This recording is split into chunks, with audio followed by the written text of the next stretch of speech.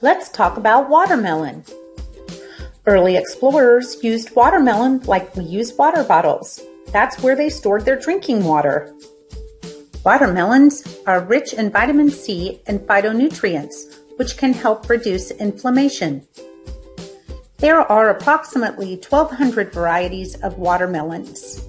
Some have red flesh, some have yellow, some are seedless, and some have seeds. You can find Ohio-grown watermelons in local farmers markets and grocery stores from late July through mid-September. Look for a smooth surface, dull sheen, well-rounded ends, and a yellow-white spot where it rested on the ground.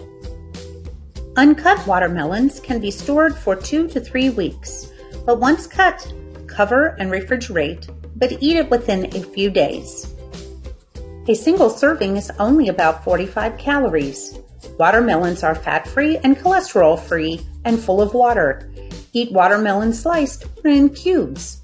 It's especially tasty on a hot day.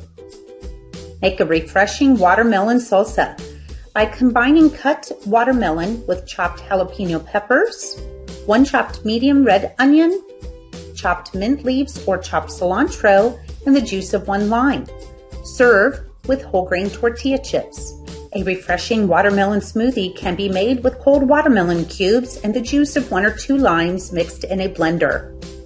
If you have a SNAP EBT card, you can use it to buy produce at the farmer's market and get double the benefits.